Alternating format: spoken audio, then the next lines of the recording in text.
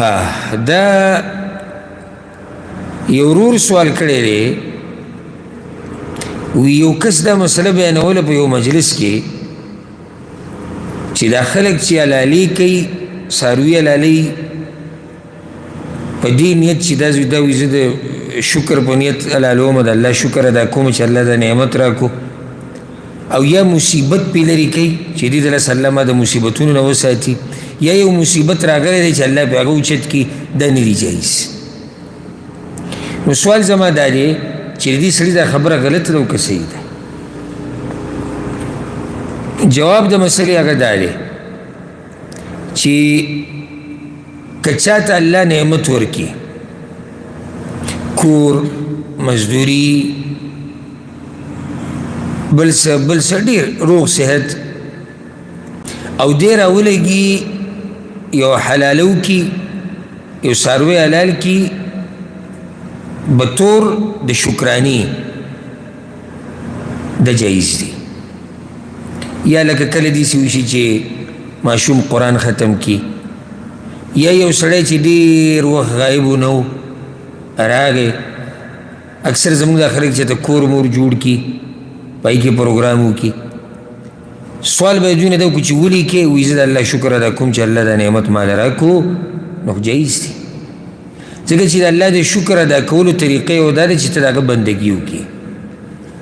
دا خبره خو موږ ذکر کړي شکر یوازې په ژبه نه دی شکر په ژبه په زړه په اندامونو دی نو په اندامونو به ته د الله بندګي کې نو د الله بندګي یو دام ده چې ته د هغه په نوم باندې وینه تویږي یو څاروی حلال کړي بلکې دې باب کې یو روایت هم د امام بیهقي راوړی د عبدالله بن عمر نه دا ډېر عجیبه روایت دی عبدالله بن عمر وایي د خپل پلار په باره کې عمر رضی الله عنه په باره کې وایي تعلم عمر البقرة في 12 سنة عمر بن الخطاب رضی الله عنه سورة بقره په 12 کالو کې زده کړې وه 12 کاله کې څه خیال دی زموږ نه ذهن کمزوری و که نه ولې 12 کاله به ولي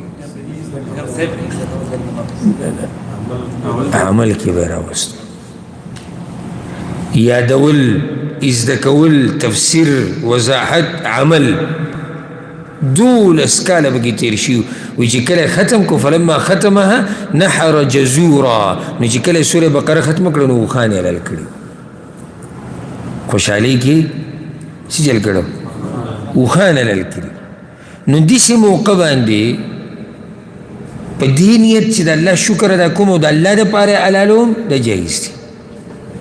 راځو دې بلې مسلې له چې حلالوم یې د الله په نوم خو په دې چې الله رانه مصیبت لرې کړي دویمه دا چې حلالوم یې د الله په نوم خو د دې دپاره چې مصیبتونو نه بچ شم نو دې ته بدعت ویلی کېږي اشاره به چې څنګه بدعت شو ګوره دا خبره یاده که که ته بطور د شکر د الله حلالۍ ته څوک څه نه وایي چې زه د الله شکر ادا کوم خو که ته دې دپاره صرف حلالۍ چې الله پې ما د مصیبتونو نه وساتي نو دا نه دي روا ولې که ته دا حلال کړي او که ته حلال نه کړي که نه ستا په تقدیر کې چې رب العالمین څه لیکلي او تا ته در رسي بله مسله موږ چې عبادت کوو موږ د الله د راضي کولو دپاره یې کوو یوازې دې دپاره نه کوو چې الله موږ د غم نه او د مصیبت نه وساتي د لږو خلکو نو د ډېرو خلکو عبادات هغه داسې لالچي غوندې کېږي صحیح ده که انسان دا نیت ساتي په زړه کې چې الله ما د غمونو مصیبتونه وساتي هېڅ خبره نه ده خو بنیادي مقصد به د الله د بندګۍ کولو هغه دی چې زه الله راضي کوم دا به بنیادي مقصد وي چې زه الله راضي کوم نو دی به څاروی حلال کړي که اوس کور یې جوړ کړو څاروی حلال کړو چې الله موږ د بد نظر نه وساتي ته د الله بندګي کوه او سوال کوه الله ته وایه الله ما د بد نظر نه وساته دا څاروی چې ما حلال کړو دا د دې دپاره چې د الله شکر ادا کوم او چې الله ماله په دې اجر راکړي تا عبادت وکړو که نه د دې عبادت ته برکت به رب العالمین تا ساتي نو خاص دې له یو حلاله کول او په دغه نیت کول دا نه دي ثابت نه د رسول الله وسلم نه د سلف صالحینو نه د دې نه ځان ساتل پکار دي بلکې بس خلک خو د پیریانو دپاره حلالوي دا خو به شرک کې راځي